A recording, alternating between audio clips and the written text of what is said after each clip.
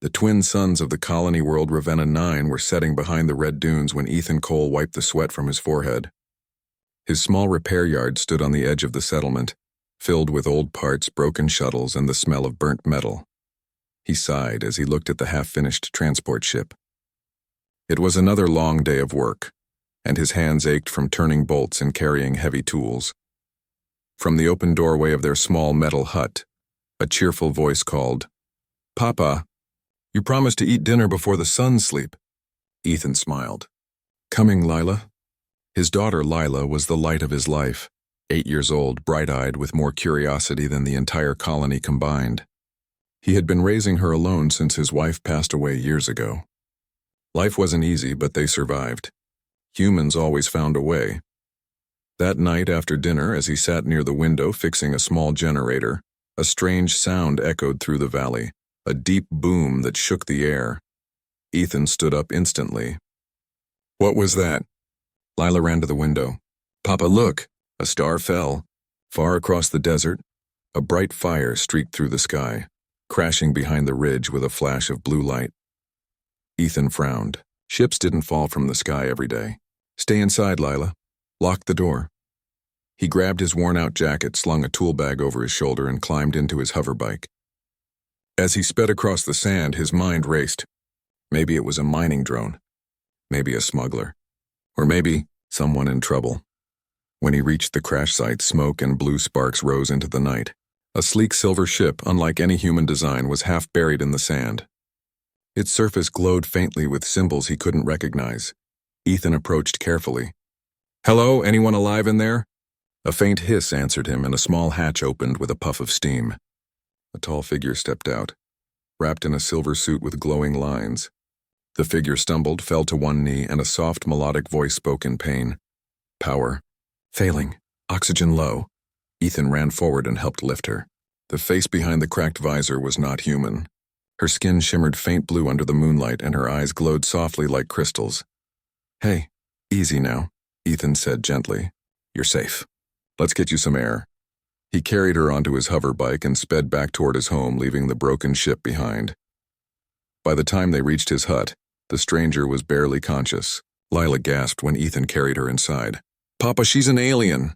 "I can see that," Ethan said, laying her on the small bed. "Grab the med kit." He did what he could, cleaned a wound on her arm, patched a cracked breathing mask, and gave her water. Slowly, her breathing steadied. When she finally opened her eyes, she studied the small room curiously. "Where am I?" "You crashed near the settlement," Ethan replied. "You're safe here. I'm Ethan. This is my daughter Lila." The alien looked at him, then at Lila. "I am Serena, engineer of the Zalara Union Fleet." Ethan nodded. "Nice to meet you, Serena." "You're lucky. Another few minutes and your air system would have failed completely." Serena tried to sit up but winced. "My ship, I must repair it." "Not tonight," Ethan said firmly. "You need rest." Lila brought her a bowl of soup, her eyes wide with wonder. "Do you eat food like humans?" Serena looked puzzled at the steaming bowl. "This smells strange." "It's vegetable stew," Lila said proudly. "Papa made it." Serena hesitated but took a small spoonful. Her eyes widened. "It is warm, pleasant. Thank you, small one." Lila grinned. "You're welcome." Ethan chuckled quietly. It was a strange sight. An alien guest sitting in their small, humble home eating stew made from local roots. But somehow it felt right. The next morning, Ethan took Serena to the crash site. The ship was damaged worse than he thought. Panels were torn open, circuits melted, and energy conduits sparking weakly. Serena frowned. "Human tools cannot fix this. Your technology is primitive." Ethan crossed his arms. "Maybe, but I've fixed worse." She gave him a doubtful look. "My ship uses quantum phase cores. You cannot even access them." "Then you'd better show me," he said, rolling up his sleeves. Over the next few hours, Ethan worked with steady hands and clever thinking. He didn't understand alien science, but he understood machines. He used scrap wires, old cooling tubes, and even a broken mining battery to reroute the power core. Serena watched in disbelief.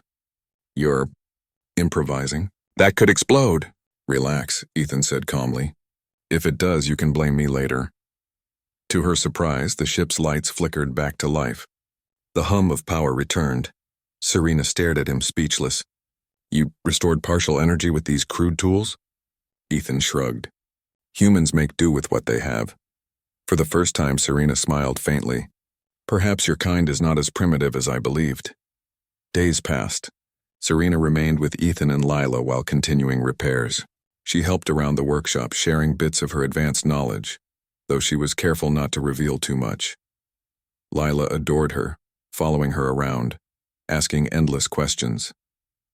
Do you have families where you come from? Do your stars look like ours? Can you build a robot that cleans the floor? Serena, once distant and formal, began to soften.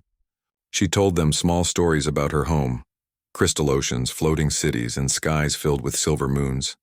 Ethan noticed how she started to smile more often. She even laughed once when Lila accidentally spilled oil on her boot. One evening, as they worked under the stars, Serena looked up at the twin suns setting again. Your world is simple, she said quietly. Peaceful. My people have forgotten such peace. Ethan nodded. Sometimes simple is enough. She turned to him. You fixed my ship when you had no reason to. Why? He shrugged. Because someone needed help. That's reason enough. Serena studied his face as if trying to understand something far beyond his words. Your people are strange? Thank you, he said with a smile. That night, Serena stayed in their small spare room again. Through the thin wall, Ethan could hear Lila showing her new friend how to read human books. He smiled quietly to himself. He didn't know what tomorrow would bring. Maybe Serena would leave soon. Maybe she wouldn't. But for the first time in years, his home felt full again. A few days later, as the ship neared completion, Serena ran diagnostics and looked satisfied. It will fly again soon, she said. Ethan forced a small smile. That's good news, but inside he felt a strange sadness. He had grown used to her calm voice, her sharp questions, her quiet kindness toward Lila. Serena noticed his silence. You do not wish for me to leave. He looked away. It's not that, I just got used to having company. She tilted her head, studying him again. Human emotion. You form bonds easily. Yeah, he said softly. Guess that's what makes us human. Serena looked at him for a long moment, her glowing eyes unreadable. Then quietly she said, Perhaps I will stay a little longer. Ethan turned, surprised. You will? She gave a small, mysterious smile. I owe you a debt. Until I repay it, I shall remain. Lila cheered, clapping her hands. Yay, Serena's staying. And just like that, the house felt even warmer. As the twin suns disappeared beyond the dunes, Serena gazed at the human father and daughter, the poor mechanic and his bright little girl, and thought, maybe this small world has more to teach me than the stars ever did. Morning sunlight spread over the red dunes of Ravenna 9 as Ethan Cole woke up to the sound of gentle humming. In the next room, Serena was already at work. The alien engineer moved gracefully, adjusting circuits and wires inside her repaired ship. Small blue lights danced along the hull as she worked. Ethan stepped closer, rubbing his eyes. You're up early. Serena looked over her shoulder. I do not require much rest. Your daughter, however, needs more energy before sunrise. He smiled. Yeah, she's still sleeping. Serena paused and turned back to the ship. I'm almost finished. Once I test the engines, I can leave. The words hit Ethan harder than he expected. He forced a calm nod. That's good. You'll be safer once you're home. But deep inside, he wasn't ready for her to go. Later that day, Lila ran outside with a plate of pancakes. Breakfast time. Serena, I made these with Papa. Serena examined the pancakes curiously. They appear strange, Ethan laughed. That's the fun part. Try them. When Serena took a small bite, her expression changed from uncertain to pleasantly surprised. Sweet, soft, not efficient for nutrition but enjoyable. Lila giggled. That means you like it. Serena nodded slowly. Yes, I like it. For a few days, the small house was filled with laughter. Strange smells from cooking experiments and the sound of alien tools whirring beside old human machines. Serena started helping Ethan in his workshop. Her advanced knowledge made his work faster, but she admired his skill in return. You repair with emotion, she said one afternoon as they worked together. He raised an eyebrow. Emotion? That's a funny way to put it. You do not follow numbers or equations. You listen to the sound of the engine. You feel the vibration of the metal. It is artistic. Ethan smiled faintly. Guess that's just experience. Machines talk if you listen. Serena looked thoughtful. Maybe that is what makes your species so unpredictable. You feel more than you think, he chuckled. Sometimes that's a good thing. Sometimes it's trouble. But their peace didn't last long. One afternoon, as Ethan was testing a repaired shuttle, the ground trembled. A shadow fell over the valley. A massive ship, metallic and shining, descended from the sky. Serena's eyes widened. That is a Zalara scout cruiser. Ethan frowned. Your people? Yes, she said quietly. They must have tracked my distress signal. The cruiser landed nearby, kicking up clouds of dust. A ramp opened and 3 armored aliens stepped out. Their leader, tall and stern-faced, called out, Engineer Serena of the Zalara Union, you are ordered to return immediately. This planet is off limits to foreign contact. Serena looked torn. Captain, these humans saved my life. They repaired my ship. The captain's tone was cold. Irrelevant. Contact with primitive species violates Regulation 42. You will erase all traces and depart. Ethan stepped forward, holding his ground. Wait a minute. She's not a prisoner. The captain glanced at him with disdain. Human, your assistance is noted. Step aside. Lila ran out and grabbed Serena's hand. You can't take her. She's our friend. Serena looked down at the small girl, then at Ethan's determined face.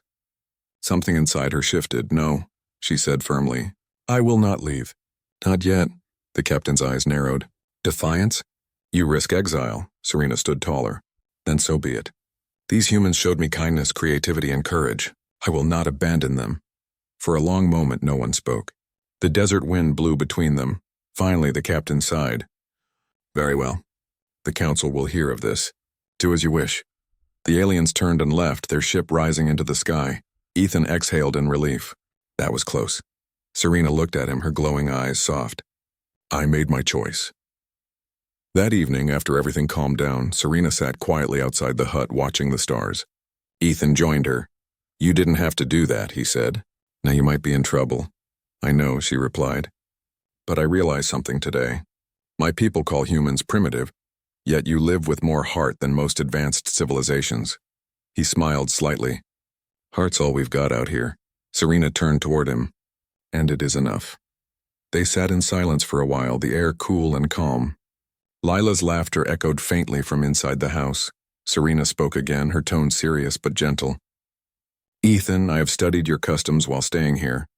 Your people value connection, companionship, family. He nodded slowly.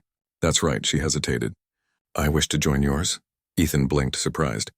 What do you mean? I request to bond. Or as you call it, marry. Ethan stared, speechless.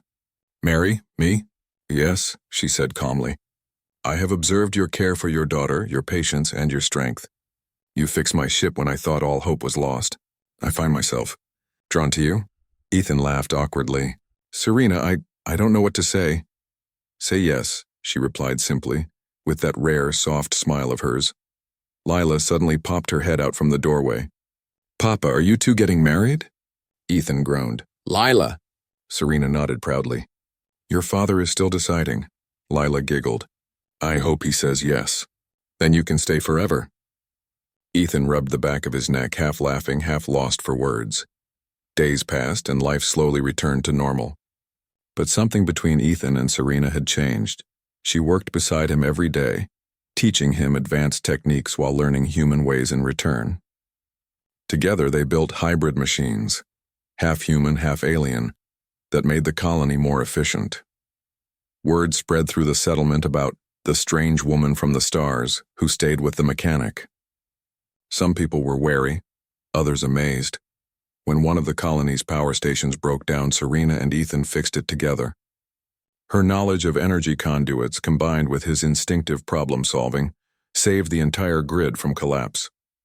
The colony's governor thanked them both, saying, "Humans and aliens, working side by side. Never thought I'd see it." That night, as the stars shone bright over the dunes, Ethan stood outside the workshop with Serena. "You know," he said quietly, "you've changed this place. You've changed me too." She turned toward him. "You changed me first," he smiled. "You really mean to stay?"